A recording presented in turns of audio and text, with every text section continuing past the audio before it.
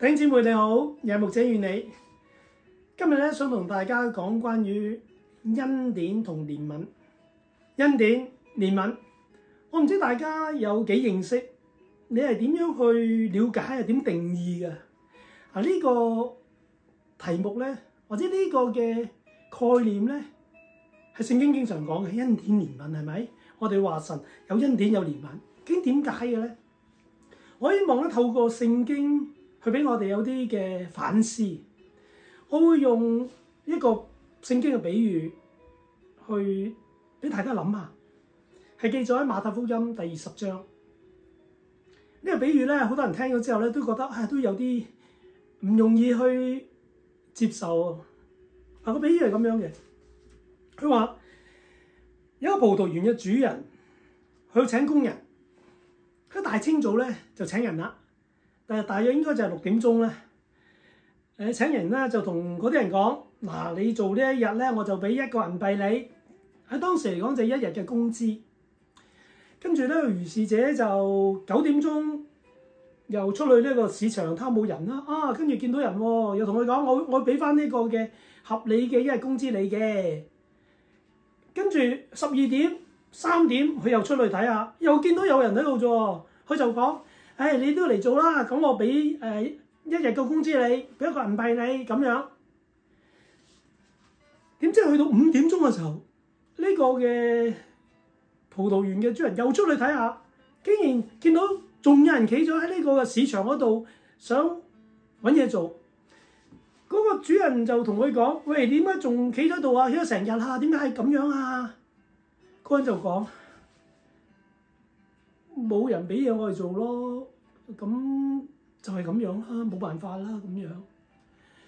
呢個嘅主人就講：你都入去做嘢啦，你入去做嘢。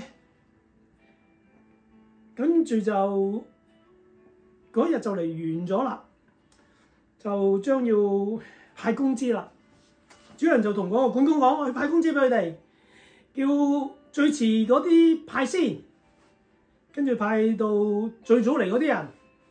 咁樣最遲嚟到嘅呢個主人就都係派咗1個銀幣俾佢。咁於是咧派到最撈尾，最早嚟嗰啲就諗：哇！我哋咁早嚟，應該會唔止1個銀幣咯啩？應該會唔一樣嘅。點知呢個主人都係俾1個銀幣佢。呢啲咁早嚟嘅人就開始埋怨啦，唔高興啦。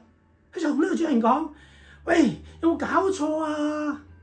喂，嗰啲人5點鐘嚟，6點鐘就做完㗎咯喎，做1個鐘頭。我咧做咗成日，朝頭早6點鐘大清早嚟，做到而家6點鐘收工。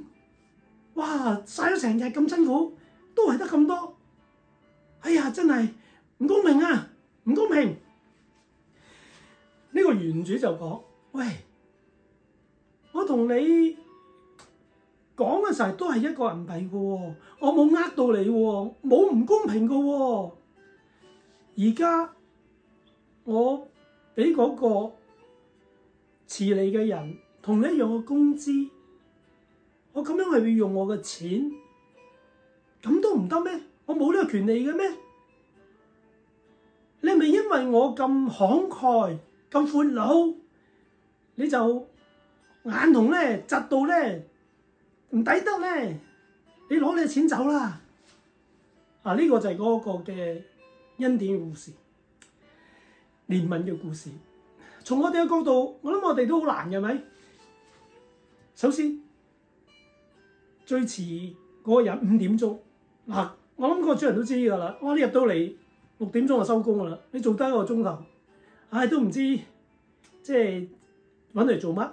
我諗嗰啲人都咁諗㗎。我企咗咁耐啦，都日落啦，應該冇人請㗎啦，都唔應該人要請我哋。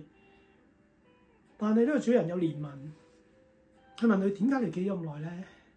即係佢明白係好唔容易，好想有人請佢。呢個主人就憐憫，就叫咗入去啦，係咪？唔單止係咁，我諗先嚟嗰啲人咧，好自然就會諗：我做咁辛苦嘅要多得啦。但係佢唔明白呢個主人原來係一個非常慷慨、非常去即係體貼人嘅需要。遲嚟嘅雖然係5點鐘嚟做咗1個鐘頭，我諗佢都希望賺到呢個生活嘅。呢個嘅園主真係好慷慨，佢俾呢個遲嚟嘅人都有1日嘅工資，不過能夠有呢個嘅滿足，能夠有呢個嘅生活嘅需要，呢個就係恩典。喺我哋嚟睇，可能我哋都會覺得唔公平嘅喎。我做得咁辛苦，我應該多過佢啊！呢個主人可以俾1個人幣，呢個5點鐘做6點嘅1小時。咁你如果係做1個小時嘅，咁我做12小時，咁係咩12個人幣啊？我哋會咁樣諗。我諗我哋會諗嘅時候都會有一種唔公平嘅感覺，但係我哋又明白係噃，呢個錢係嗰個主人嘅喎，佢中意點使點使。但係我相信我哋會唔會喺我哋內心有一種羨慕嫉妒嘅感覺咧？哎呀，佢做1個小時咁少，就要同我工資，哎呀，真係唔抵啊！可能你都要諗，總之我遲啲嚟啦，咁我咪又做少啲又攞咁多。嗱，呢個就我哋嘅諗法。呢個比喻係講咩嘅咧？呢個比喻係講緊天國神嘅恩典。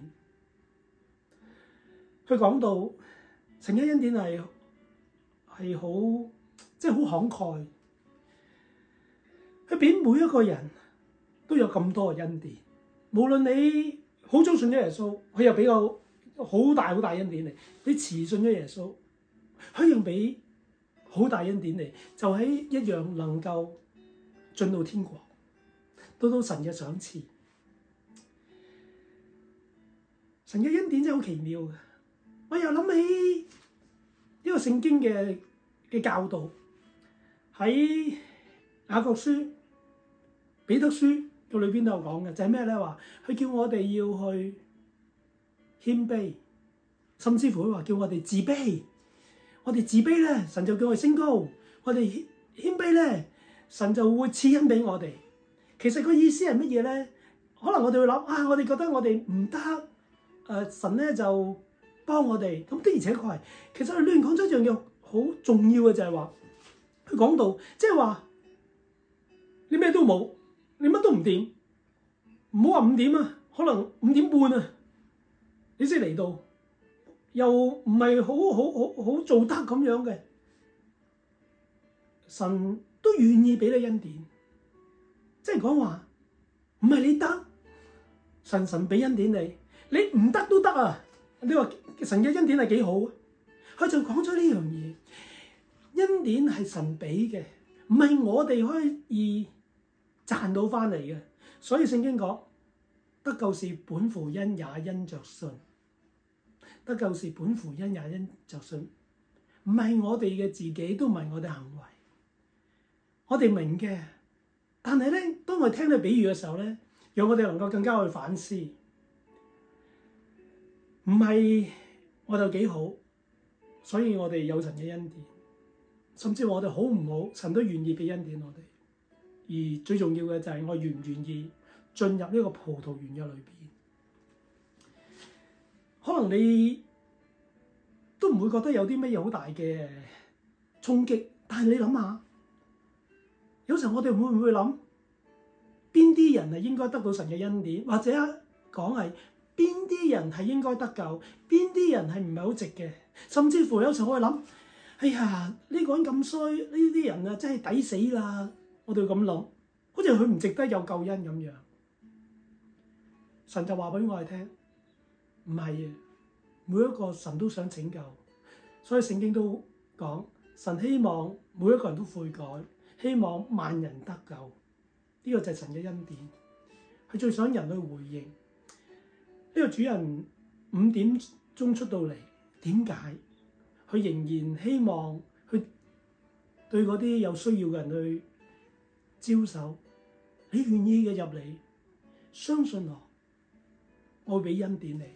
希望我哋能夠好好嘅去思想下呢一個唔係好容易去擁抱嘅比喻，但係呢個就係神嘅恩典，因為神願意將佢嘅恩典、佢嘅憐憫賜俾所有願意接受嘅人。